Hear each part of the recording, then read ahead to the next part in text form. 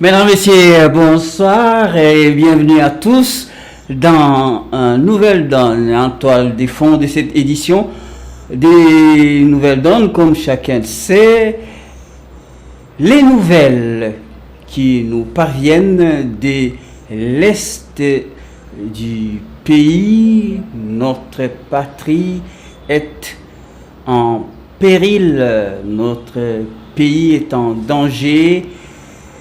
L'intégrité territoriale de la République démocratique du Congo est menacée du fait de l'agression étrangère.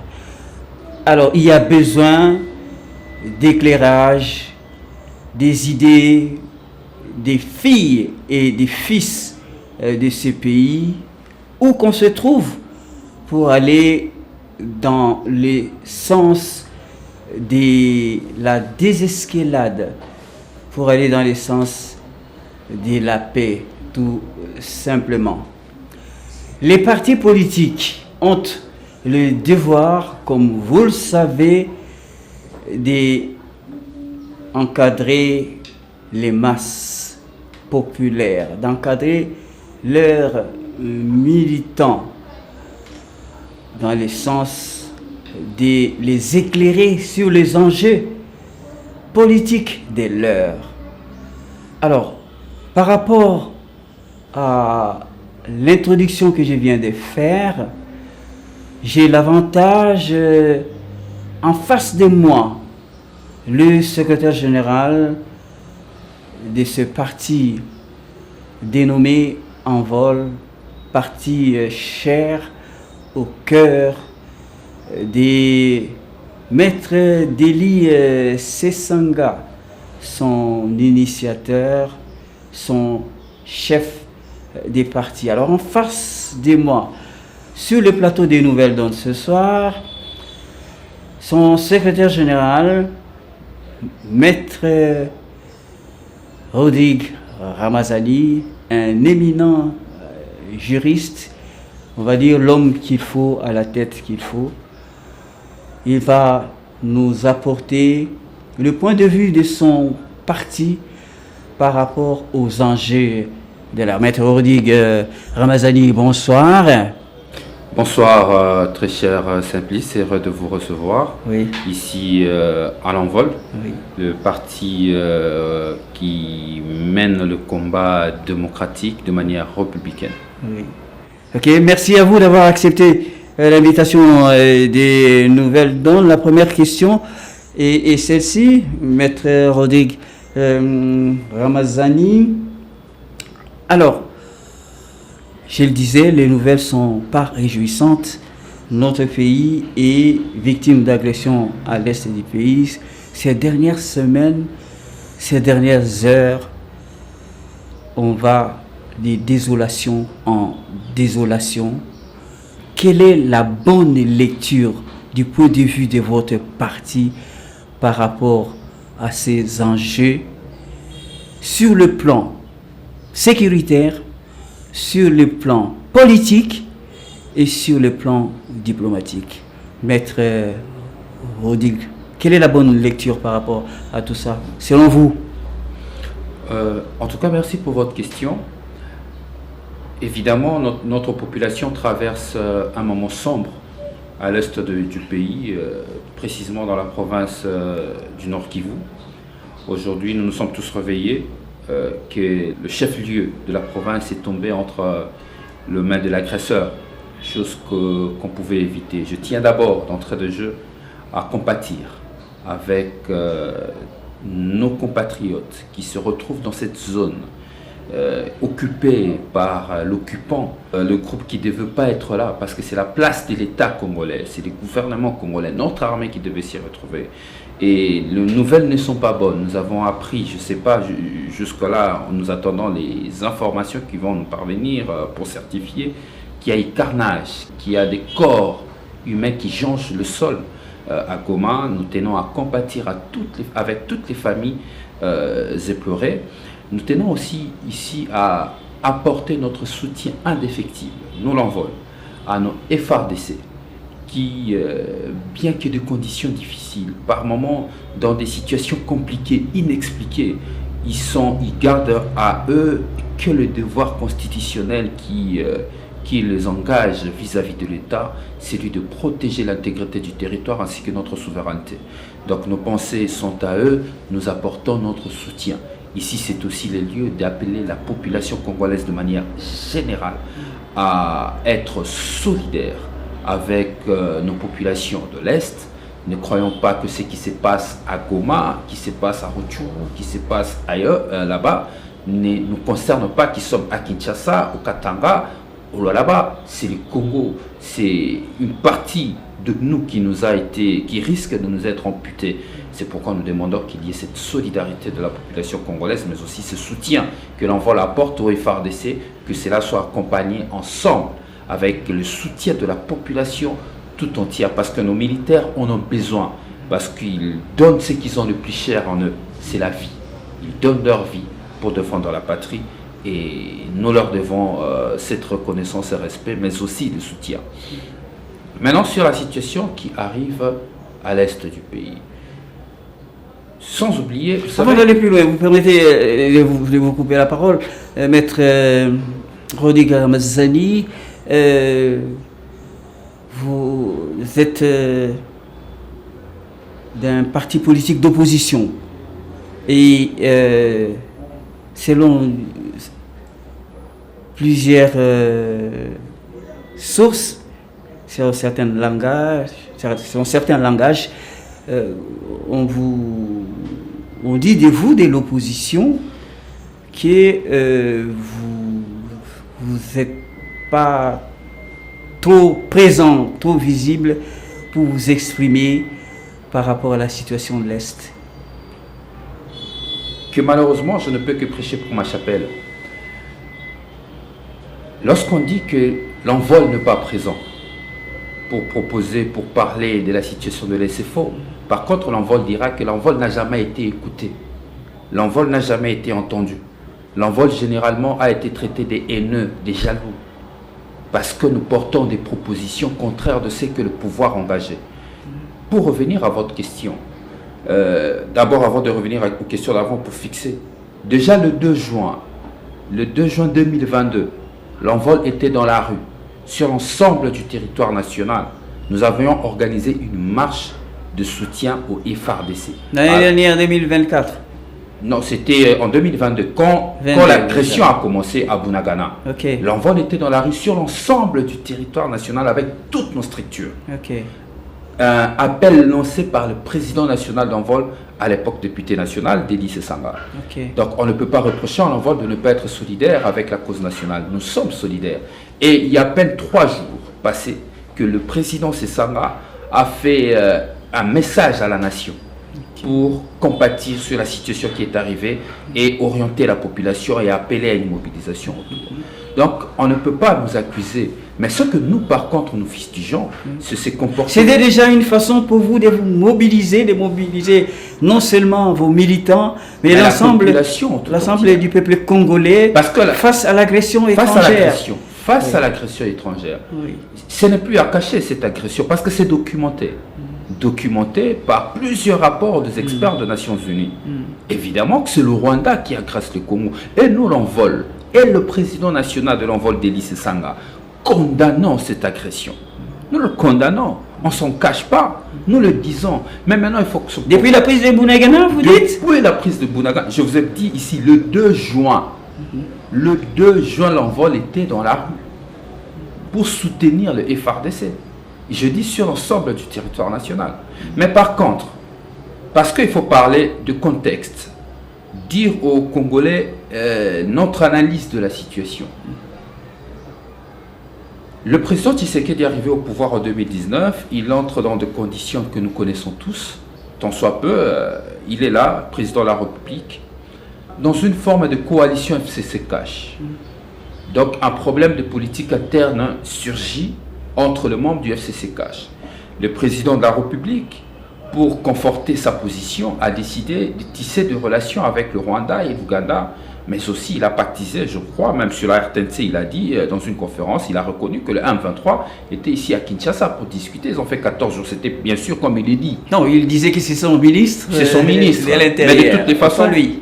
On ne va pas nous dire aujourd'hui que le président de la République n'est pas l'homme le plus informé du pays, dans la mesure où son ministre de l'Intérieur invite et que lui n'est pas invité. Par-dessus de tout, le mécanisme de suivi de l'accord d'Addis Abeba, M. Ibalanki à l'époque, a débouché par la conclusion d'un accord avec le M23, leur promettant amnistie et tout ce que nous connaissons, cessation de poursuites et consorts. Ça, c'est de l'histoire. Ça, c'est de l'histoire. Mais dans les contextes actuels. Mais non, c'est de l'histoire. En fait, je reviens dans le contexte pour dire qu'on pouvait l'éviter. On pouvait l'éviter parce que le président de la République, quand il a commencé à engager le pays, c'est là où je reviens sur la position d'envol. Le président, lorsqu'il a commencé à engager le pays par des accords bilatéraux entre le Rwanda et l'Ouganda, l'envol a tiré la sonnette d'alarme pour lui rappeler l'accord de 2013, l'accord cadre d'Addis Abeba, qui mettait ensemble 3 entités qui avaient tous des engagements. Il y avait les 11 États africains qui sont signataires de l'accord cadre d'Addis Abeba. Il y avait la communauté internationale aussi, qui était partie prenante dans l'accord cadre d'Addis Abeba, que malheureusement, les accords bilatéraux ont supplanté. Faisant en sorte que cet accord cadre d'Addis Abeba, qui avait pour mission de veiller sur la situation sécuritaire à l'Est, mais aussi de la stabilité dans la sous-région, Les Grands Lacs. de Grands Lacs, de telle sorte que dans ces engagements, on demandait à tous les États de ne pas soutenir des mouvements rebelles qui viendraient menacer la quiétude de l'Est de la République démocratique du Congo. Mais les accords bilatéraux ont supplanté l'accord cadre d'Addis Abeba jusqu'à le neutraliser, de telle enseigne qu'aujourd'hui cet accord est inefficace. Je ne dis pas que l'accord cadre marchait parfaitement, mais depuis 2013, nous avions connu une accalmie. Nous avions nos groupes armés internes qu'il fallait combattre par de voies, à l'occurrence des opérations de maintien d'ordre public. Mais aujourd'hui, nous sommes dans une situation de guerre parce que nous vivons depuis 2022 une résurgence du M23. Un mouvement qu'on a pu mettre, d'ailleurs le président lui-même le dit, une fois par la puissance du feu, en déroute et en retrait vers d'autres pays. Aujourd'hui, s'ils reviennent, c'est parce que les politiques en interne ont été mal engagées. Tous ces politiques en interne mal engagés, avec pour un objectif, instrumentaliser les questions de politique internes. Donc du point de vue diplomatique, déjà en supplantant l'accord cadre d'Addis Abeba, nous avions failli.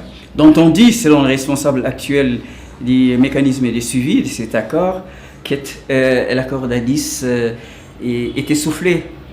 L'accord d'Addis est essoufflé. Est essoufflé pourquoi? Parce que le président de la République a choisi de voies qui l'ont fragilisé. Des voies qui l'ont fragilisé parce qu'il a eu des accords bilatéraux entre le Rwanda et l'Ouganda. Souvenez-vous du contexte. Le président de la République, Félix Tshisekedi, est arrivé au pouvoir. Le Rwanda et l'Ouganda se regardaient comme des chiens de faïence. Ils n'étaient pas en bonne relation. C'est le président Félix Tshisekedi qui a fait en sorte que Museveni et Kagame se retrouvent comme frères pour qu'aujourd'hui coalisent contre la République démocratique du Congo. Ce n'est pas moi qui l'ai dit, ce sont les rapports des Nations Unies. N'en déplaise au gouvernement qui ne parle que du Rwanda. Le rapport des Nations Unies parle aussi de l'Ouganda, comme c'est lui qui soutient le rebelle du M23. Donc il y a ça. Et de deux, il y a des problèmes de politique aussi interne. Des problèmes de politique interne. Le choix opté pour la défense de la patrie. Écoutez, nous, l'envol, nous avons proposé. Donc, du point de vue diplomatique, l'envol avait proposé que nous puissions rester dans l'accord cadre d'Addis Abeba. Donc, un cadre multilatéral qui nous permet de discuter. Parce que la discussion dans un cadre multilatéral, ça met en jeu plusieurs acteurs. Dans des discussions à l'international, dans un cadre bilatéral, ça met des acteurs. Le plus fort le remporte toujours. Le plus fort le remporte toujours. De ce point de vue, et le plus perdant. Vous êtes en train d'affirmer que l'accord cadre d'Addis n'est pas essoufflé par rapport à ce qui se passe aujourd'hui. Ce qui se passe aujourd'hui est la conséquence de décisions de politique du pouvoir Tshisekedi qui a essoufflé qui a essoufflé, anéanti, neutralisé l'accord cadre d'Addis Abeba, qui ne fonctionne pas comme cela se devait. Donc c'est avec raison que les responsables actuels du mécanisme de suivi de l'accord d'Addis Abeba dit que l'accord d'Addis Abeba est essoufflé. Et bien sûr, et c'est de fait qu'il faut passer à autre chose. Et il faut trouver une réponse. Il faut penser autre chose. Il faut trouver un responsable. Le responsable ici, c'est M. Félix Tshisekedi, qui par-dessus de tout va au-delà de notre histoire, nous amener à l'EAC. Or, foncièrement, le Congo a toujours été en collaboration sur la situation sécuritaire à l'Est avec la SADC. La SADC nous a toujours accompagnés. Et jusqu'aujourd'hui, ils y sont. Mais la situation s'est aggravée après notre adhésion à l'EAC, qui était même faite, suivant les informations, sans que le Parlement en soit informé au préalable. Donc, ça veut dire qu'il y a eu des erreurs du point de vue diplomatique qui ont été faites, qui aujourd'hui nous amènent dans une situation incontrôlée. Maintenant, du point de vue interne, le choix opté pour la conduite de la question sécuritaire et la défense de l'intégrité. Mais en attendant, vu l'évolution, comme vous le décrivez, l'EAC, elle est morte, elle s'appelle morte, déjà, sur le terrain. Écoutez, mais le fait déjà de nous engager à l'EAC, c'était le début de problème avec les zones tampons qui n'ont pas favorisé du tout la situation. Le président de la République était encore obligé de recourir à Luanda. Ça veut dire qu'il y a eu tellement de heurtements et de tâtonnements qui finalement ont lissé la situation. Il n'y avait pas une politique clairement tracée. Or, nous le savons, vous et moi, que gouverner, c'est prévoir. On doit savoir ce que l'on veut faire, on ne tâtonne pas. Tout porte à croire aujourd'hui que le pouvoir Tshisekedi tâtonne et vacille. Conséquence, le pays est dans une situation nébuleuse. On ne sait pas comment en sortir. Et on va en parler encore en détail. Du point de vue interne, parce que je parlais du point de vue international, parlons du point de vue interne. La Constitution donne la mission à nos forces armées de défendre l'intégrité du territoire national. Attendez, avant d'aller avec vous, votre point de vue sur le plan interne, le pouvoir en place dit haut et fort, à la suite d'ailleurs la compréhension de l'opinion nationale qui décrit l'inaction de cette communauté internationale. Vous semblez promouvoir l'efficacité des accords multilatéraux par rapport à la situation qui prévaut à l'Est, alors que même l'opinion nationale congolaise elle-même décrit l'inaction de la communauté internationale. On fait quoi? Écoutez, la communauté internationale n'est pas là pour résoudre forcément le problème du Congo. Les Congolais doivent savoir que le problème des Congolais doivent se résoudre par des Congolais. On doit arrêter de penser, je crois même que Museveni l'a rappelé au gouvernement congolais, à l'époque où ils ont envoyé les ministres, l'actuel ministre des ITPR, M. Guissao, il a rappelé qu'il faut rappeler aux Congolais que le problème des Congolais sera résolu par des Congolais. On ne doit pas aujourd'hui trouver des solutions de raccourci et de facilité afin de pouvoir échapper à nos propres responsabilités. À l'occurrence, la responsabilité du pouvoir en place, qui a la responsabilité de trouver des solutions aux problèmes des Congolais. Seulement avec l'ensemble de la classe politique congolaise. Je dis ceci, pleurnicher au nom de la communauté internationale, pleurnicher à ce prétendu absence de la cohésion en interne, ne pas ici ce que le peuple congolais attend du pouvoir Tshisekedi. Ce que le peuple congolais attend du pouvoir Tshisekedi aujourd'hui, c'est de mettre en place le mécanisme afin de résoudre la crise. Le peuple congolais à travers son parlement. La crise avec l'ensemble de la classe politique congolaise. Pour arriver. D'où l'appel actuel du chef de l'État à la mobilisation générale, donc y compris les acteurs politiques, même de l'opposition. Mais moi, je veux vous étonner. La main. Moi, je veux vous étonner que sur cette question de l'Est, il y a une cohésion nationale. Sur cette question de l'Est, je n'ai pas encore vu. Parce que je ne peux que prêcher pour ma chapelle. Tout à fait. Je ne peux que parler d'envol. Je n'ai pas encore vu, quand je regarde la classe politique, un acteur politique de l'opposition, soit-il, qui dit que ceux qui sont à l'Est, les agresseurs, peuvent arriver et nous allons les accompagner. de manière unanime, tous les Congolais, j'ai lu Martin Fayulu, j'ai lu Délice Sanga, j'écoute aussi d'autres opposants qui parlent de manière unanime que nous devons nous battre pour récupérer l'intégrité du territoire national. Je ne sais pas cette cohésion dont on parle aujourd'hui. Est-ce que forcément on doit se retrouver autour d'une table pour discuter? Parce que dans la plupart des cas, j'ai comme l'impression que pour certains, il faut se retrouver autour d'une table pour discuter et dire que nous sommes ensemble. Le Congo doit savoir que ce qui nous doit nous unir, ce sont les idées, pas le visage des individus. Ce que les gens veulent voir et que Sesanga soit aux côtés de Tshisekedi, Tshisekedi aux côtés de Sesanga, Sesanga aux côtés de Fayulu, ainsi de suite. Mais en termes d'idées, est-ce que nous sommes divisés? Moi je dis non, nous ne sommes pas divisés. Je viens de vous dire que l'envol porte son soutien au FARDC, porte sa compassion et condamne la sans hypocrisie. Sans hypocrisie, bien sûr. Nous le disons à travers des déclarations, nous le disons à travers dans nos activités. Ça veut dire que du point de vue cohésion, c'est encore que les autres qui sont en face de vous ne vous croient pas. Mais non, c'est qu'il faut pas. Ne vous croient pas de cette oreille parce que on insiste sur la mobilisation de tous. Mais non, c'est qu'il faut. C'est que quelque part, il y a nécessité de cohésion nationale. C'est que les autres. Non, je vous ai démontré qu'il y a une cohésion nationale autour de cette question. Elle est là, d'après vous? Oui, la cohésion, elle est là. Bien que M. Tshisekedi... Mais c'est pas quand même un appel de trop de la part du chef de l'État qui appelle à la mobilisation la cohésion nationale. Moi, je vais distinguer des sujets. Nous avons d'une part la situation sécuritaire à l'Est. Pour cette situation, il y a une cohésion. Nous regardons tous vers la même direction. Personne ne veut de cette guerre d'agression. Personne ne veut qu'une partie de notre territoire soit cédée à l'agresseur. Nous sommes tous d'accord. Là, il y a une cohésion. Il y a une cohésion autour de cette idée. Mais là où il n'y avait pas une cohésion et qu'il ne faut pas confondre, c'est dans l'idée de changer la constitution de la République démocratique du Congo. Oui, mais ça c'est venu après, entre-temps. Non, déjà. Moi, je vous ai parlé du 2 juin. Et les restes. Je suis sûr des faits. Moi, je vous ai parlé. Vous passé du côté de l'agresseur. Je sais que vous êtes tellement attaché à de faits. Étant qu'écrivain du présent, moi je suis sur le fait. Je vous ai dit ici le 2 juin 2022, l'envol déjà portait sa voix pour soutenir les FARDC, dire non à l'agression rwandaise. J'ai vu aussi autant d'autres partis politiques de l'opposition faire la même chose. Il y a cohésion. Sur cette question, nos amis du pouvoir peuvent se tranquilliser. Il y a toujours eu une cohésion. Maintenant, c'est cohésion aussi à la fois avec l'ensemble de la population congolaise, du peuple congolais. Ou cohésion entre partis politiques. Ça fait des choses à mettre ensemble. Mais le peuple se reconnaît derrière ses leaders.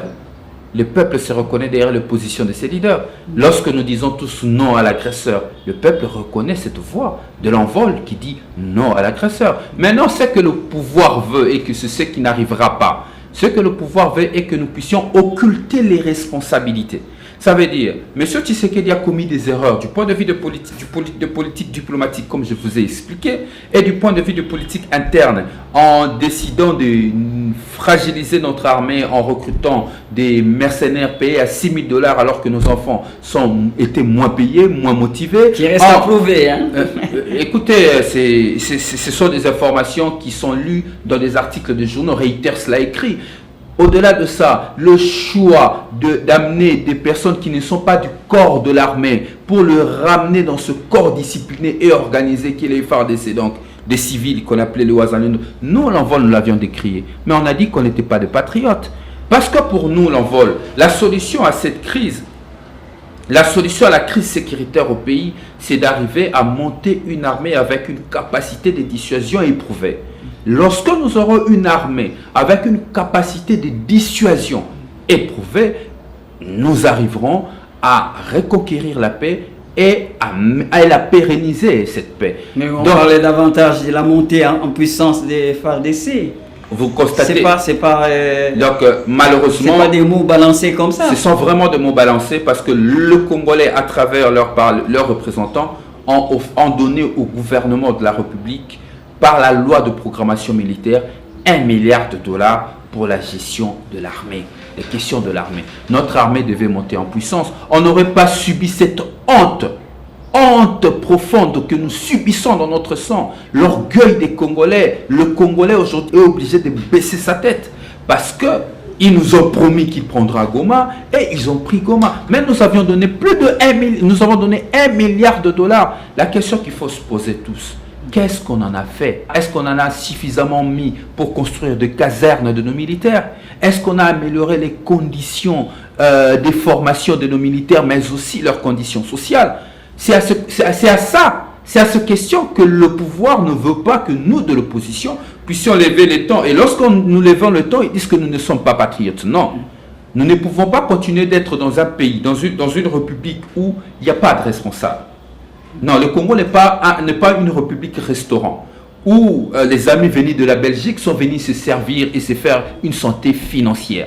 Le peu de moyens de pauvres citoyens congolais dont le SMIC est à 7075 francs congolais doivent être utilisés à bon escient. Et lorsqu'on engage des politiques publiques, on doit être en mesure d'endosser les responsabilités. Le problème avec le pouvoir Tshisekedi... Vous parlez bien comme opposant, hein? Monsieur Elvis. C'est le langage de l'opposant, ça. Non, c'est le langage d'un patriote.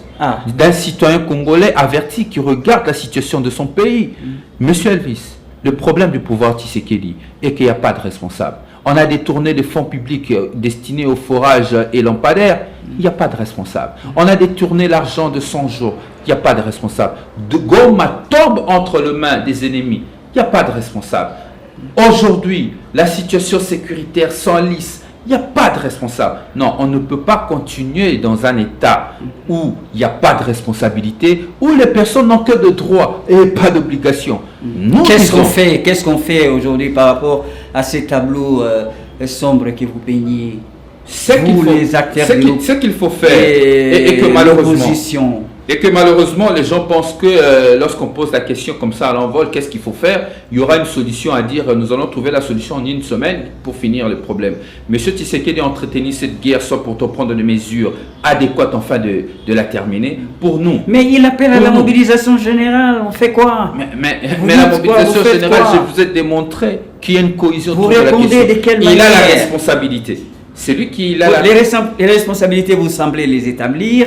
Maintenant, on va établir on avance. Et pour avancer, je vous avais déjà donné la toute première solution.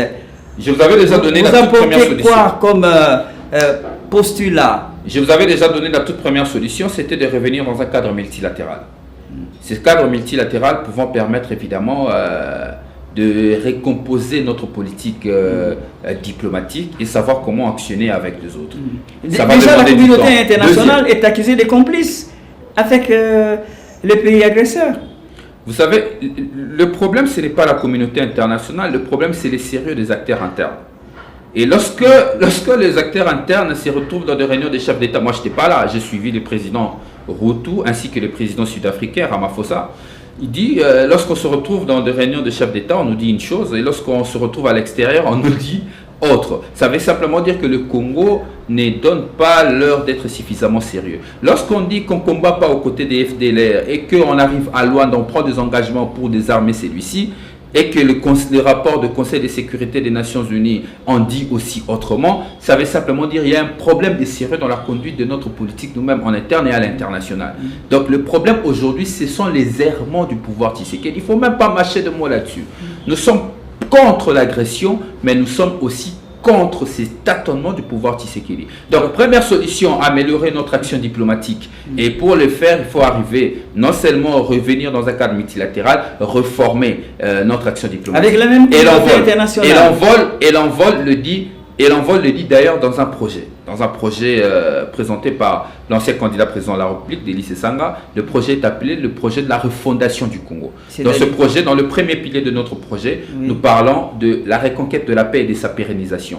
Parmi les réformes qu'il faut mener, parce que vous me posez la question, il faut réformer l'armée, réformer notre diplomatie, réformer la police, réformer notre manière d'administrer nos territoires. Avec quels moyens? Avec quels moyens? Dans notre projet, nous parlons de la mobilisation d'un budget de plus de 5 milliards de dollars. C'est possible pour les 5 ans. Est-ce que sur ce point précis, des moyens à mobiliser pour aller très vite, mettre en place de façon concrète la montée en puissance de l'armée de l'armée congolaise. Vous allez revenir. L'armée congolaise, le président de la République qui martèle qu'il faudra aller dans le sens de la réduction du train de vie des institutions. C'est déjà une réponse par rapport il le comprend 6 ans après. Ça. Malheureusement pour le pays, le président de la République saisit la balle au bon 6 ans après que l'envol à travers son président national, Denis Sanga, n'a cessé de tirer la sonnette d'alarme sur la réduction du train de vie de l'État. Ah, vous l'aviez déjà fait? Nous l'avions déjà proposé. Et c'est pourquoi je dis, quand on dit que l'opposition on propose pas, moi je dis souvent que c'est le pouvoir qui n'écoute pas. Parce que nous, l'envol, je vous parle aujourd'hui de la réduction. On a même fait un plan, je crois, qui était sorti en septembre 2022. En septembre 2022, le président de l'envol avait sorti une tribune qui mettait en place un plan de réduction du train de vie de l'État, d'engagement pour réduire le train de vie de l'État. Mais concrètement, c'était quoi votre proposition? Réduire l'effectif à la présidence qui coûtait pratiquement le budget de plusieurs institutions, réduire les frais de fonctionnement de plusieurs institutions qui à tout moment étaient en dépassement budgétaire, rationaliser les dépenses publiques afin de permettre que leurs affectations soient menées vers des secteurs producteurs des richesses. Voilà, nous avons une vision. Lorsque nous parlons des questions d'État, nous le parlons sur base d'une vision bien élaborée. Et c'est ça pour vous des solutions, des bonnes solutions, des bonnes réponses en ce qui concerne la réduction du train de vie des institutions? Je vous parle d'un plan, c'est public, hein? Même si vous regardez sur Google, vous tapez réduction du train de vie de l'État des lycées, vous allez trouver votre plan est idoine. Tout un plan. Et bien sûr, parce que le pouvoir Tshisekedi n'en a pas, nous les avons proposés. Ils pouvaient ne serait-ce que copier pour en faire sien et aider la patrie. Parce qu'on dit souvent qu'on ne propose pas. Tous nos projets sont publics. Même la refondation du Congo est publique. Même la refondation du Congo est publique. Vous pouvez même vous ne faites pas un vol de l'opposition pour l'opposition, mais vous venez avec des propositions concrètes, comme c'est nous ne faisons jamais de l'opposition des institutions pour contester.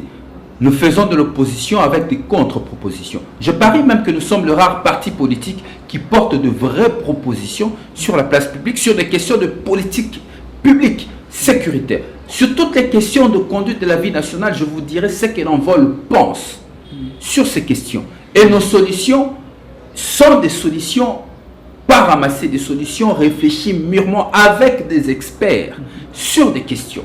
Moi qui vous parle, lors de l'élaboration du projet de la refondation du Congo, j'ai fait plusieurs sorties du pays pour aller suivre comment de formation sur certaines questions importantes de politique publique. Donc, nous ne parlons pas de questions de notre pays par complaisance. Nous le disons avec rationalité, avec certitude. Donc, pour parler concrètement, maître Rodrigue Ramazani, secrétaire général des envols, pour parler concrètement, vous êtes prêt par rapport à ces appels du chef de l'État, la mobilisation générale, mais aussi la réduction du train de vie des institutions de la République? Vous êtes prêt, vous acceptez de revenir avec votre plan que vous décrivez maintenant? Vous revenez à mettre votre plan sur la table à nouveau pour répondre aux appels du président de la République? Notre plan, nous ne l'avons jamais retiré du public. Remettre sur la table, avec en face de vous les pouvoirs. Écoutez, nous ne faisons pas de la politique. Gouvernement. L'avantage avec l'envol, nous ne faisons pas de la politique politicienne. Nous ne faisons pas de la politique pour simplement nous retrouver autour d'une table et discuter afin de tirer notre épingle du jeu et trouver notre espace pour exercer une portion de responsabilité. Nous portons nos propositions pour le peuple congolais. Mais vous n'êtes pas aux responsabilités. Vous devez amener votre plan et en discuter avec ceux-là qui sont aux responsabilités de la République. Pour vous dire droit en face que moi je ne suis pas conseiller. Moi je ne suis pas le conseiller du président de la République. Je parle au peuple congolais. Les solutions que nous proposons. Mais vous dites que vous avez un plan qui existe. Ces solutions. Alors vous le mettez sur la table et en face de vous, le tenant du pouvoir. Le président de la République aujourd'hui décide de mettre en œuvre la réduction du train de vie institutions, la réduction de train de vie de l'État, nous ne lui condamnons pas pour autant, mais nous disons simplement que c'est 6 ans après qu'il se rend compte. Qu'importe, il n'est jamais trop tard pour bien faire. Il n'est jamais trop tard. Alors vous venez avec votre plan, vous le mettez sur la table, en face des tenants du pouvoir. Mais je vous dis que ce plan-là est public. Délice Sang en a parlé de manière officielle sur la tribune de l'Assemblée nationale. Dans les annales, ça existe.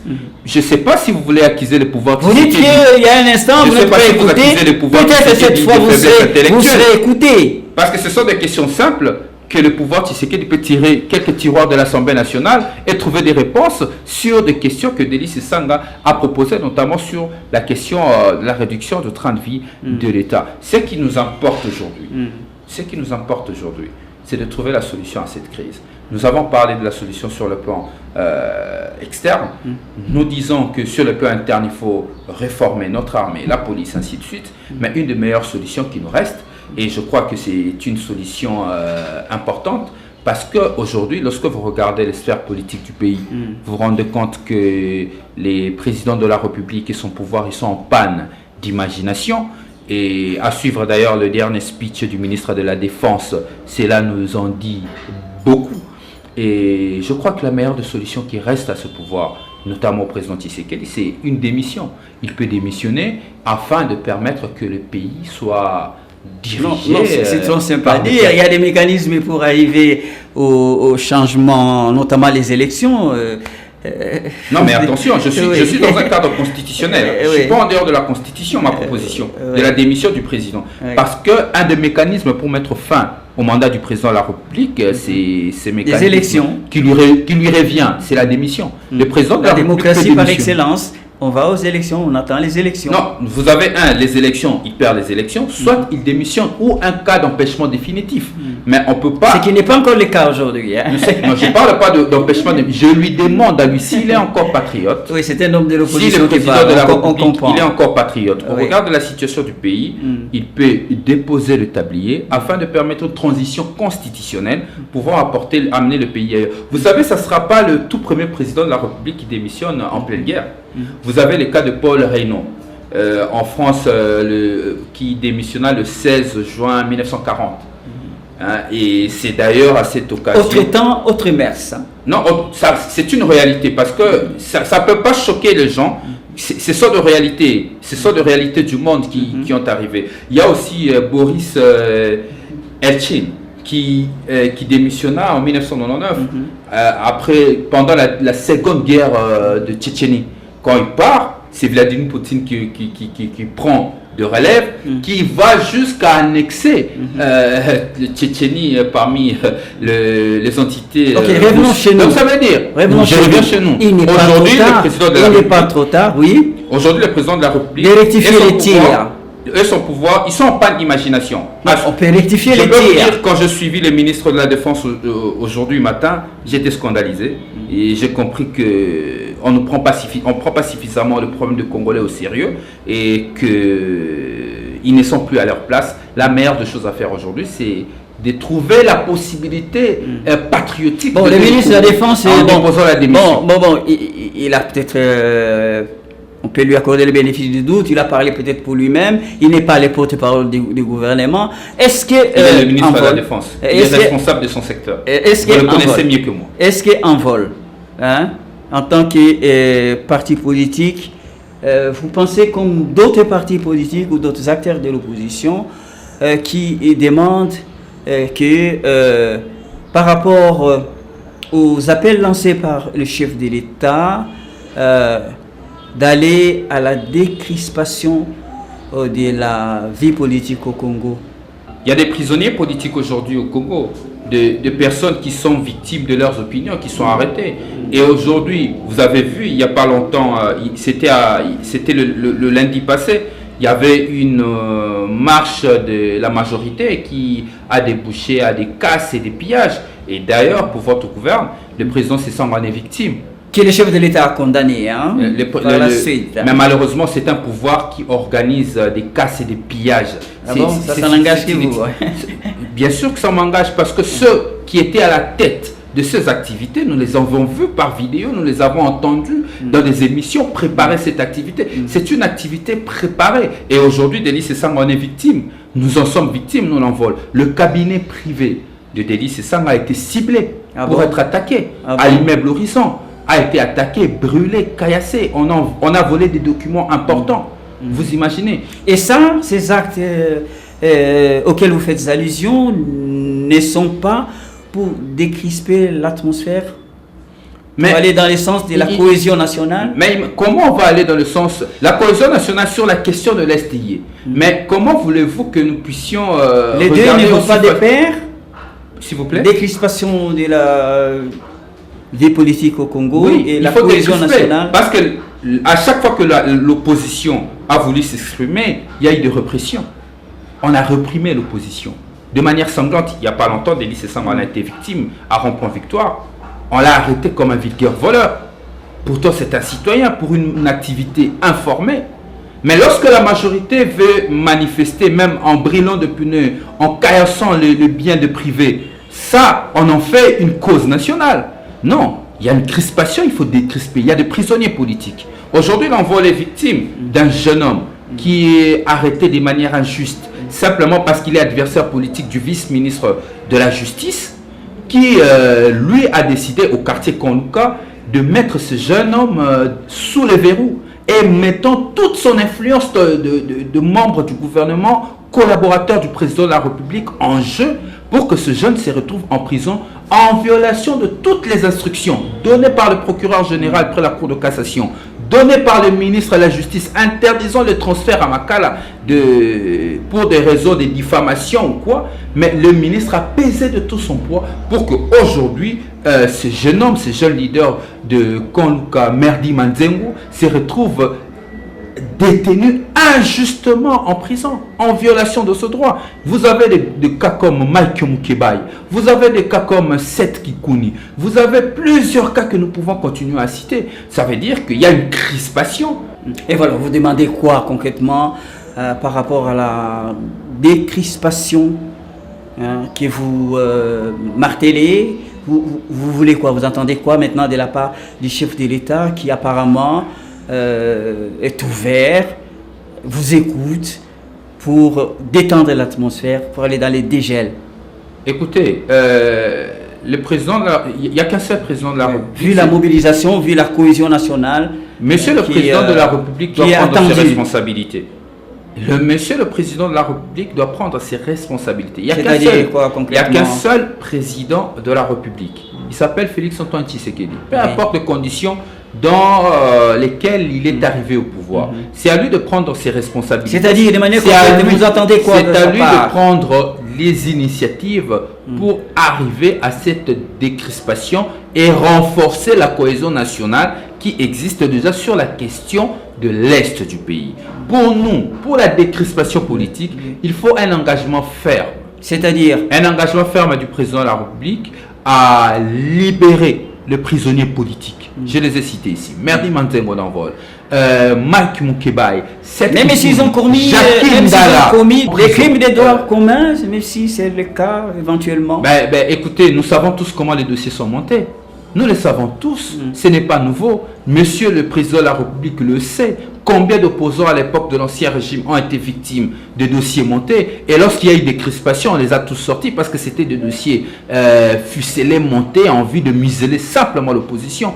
Deuxième engagement du président de la République, de libérer l'espace politique. C'était hier, c'est pas le cas aujourd'hui. Aujourd'hui, je vous ai cité des prisonniers politiques. Sauf Félix Tshisekedi, il y a des prisonniers politiques. Sous les régimes actuels. Là. Oui, il y a des prisonniers politiques. Je vous ai cité Merdi Manzengo, d'Envol, président sectionnaire Envol Kanluka, victime de ses opinions, victime de son adversité avec le vice-ministre de la Justice au quartier Konluka. Même quand il est prouvé qu'ils ont violé la loi, ils sont des prisonniers des droits communs.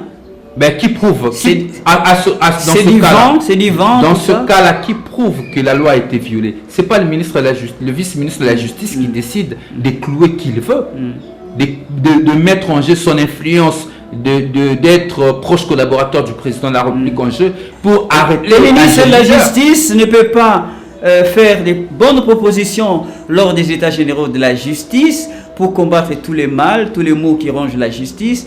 et faire le contraire de ce que vous êtes en train de dire aussi pour son compte. Vous avez la preuve ici du contraire. Vous êtes au siège de l'Envol et l'Envol vous dit qu'un de ses militants, un de ses cadres, président sectionnaire de Sirois au quartier Kanlouka, est victime d'une séquestration d'abord, parce que c'était une séquestration, ensuite transformée par influence, ils ont de trafic d'influence, le vice-ministre de la Justice, jusqu'à les transformer en détention illégale.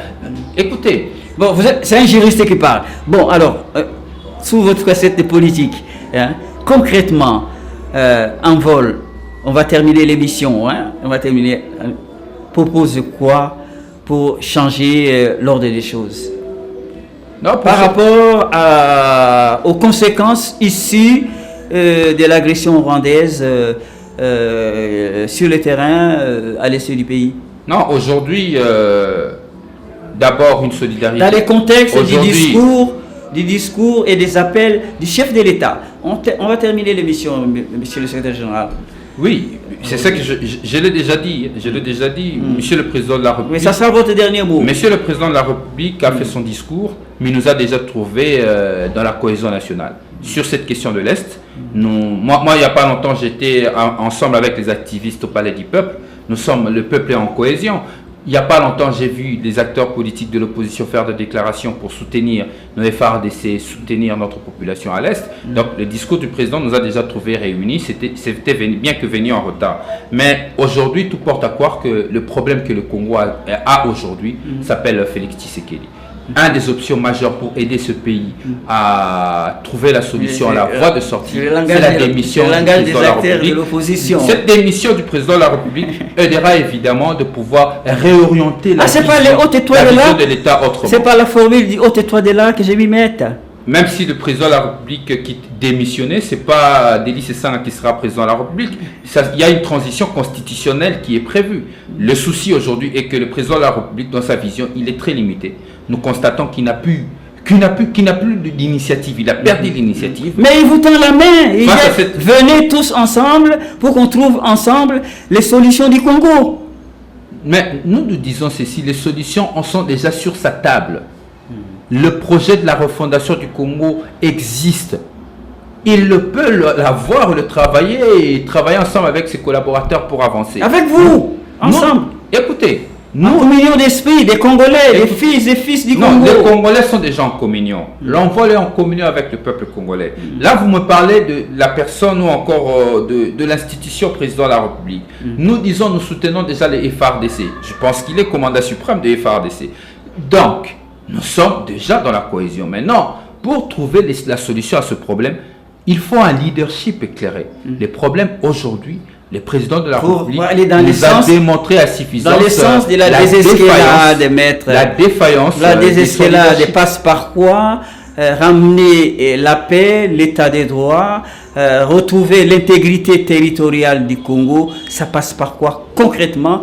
La désescalade ne peut arriver qu'à travers une vision claire de notre politique de défense. Et d'ailleurs, dans la dernière déclaration du président Sesanga avait demandé que l'on change notre orientation, l'orientation politique du gouvernement immédiatement parce que ça n'a pas porté de résultats. On ne peut pas rester cramponné sur ces positions alors que les résultats n'y sont pas. Comme le président de la République est en panne d'imagination, la meilleure des solutions, M. Simplice, ce n'est pas torpiller la Constitution, c'est constitutionnel, c'est sa démission. Il peut démissionner et permettre que le pays soit dirigé avec... Et vous prenez la place en dehors des mécanismes démocratiques des élections. Écoutez, mais c'est aussi constitutionnel le mécanisme de démission. Ce n'est pas une rébellion que j'appelle. J'appelle à la démission du président de la République. C'est constitutionnel. Je n'ai rien inventé. Bon. Je parle même pas d'empêchement définitif. Je parle de sa démission. C'est une solution. Et d'ailleurs que je pense une solution efficace. On termine l'émission. Peut-être de ma part, vous dire, vous êtes en raillant, que vous prenez vos rêves pour la réalité. Peut-être, on va dire. Écoutez, Le constituant originel a décidé de mettre un des mécanismes pour mettre fin au mandat du président de la République, comme démission est un rêve. Écoutez, moi je respecte votre point de vue, mais moi je suis sur un mécanisme constitutionnellement prévu. Parce que je suis républicain, je ne peux proposer outre le texte, outre la Constitution, le texte de loi et des actes réglementaires.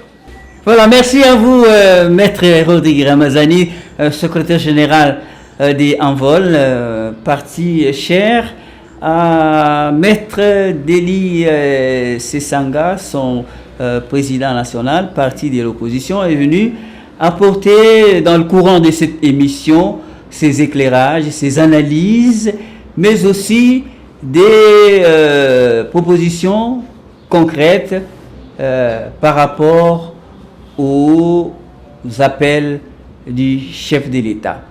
Merci à vous de nous avoir regardé, où que vous soyez depuis le début de l'émission. Nouvelle terminée, réalisée par Pierre Mwanda, assisté par Ciel Nzanga, mes très chers collaborateurs techniques.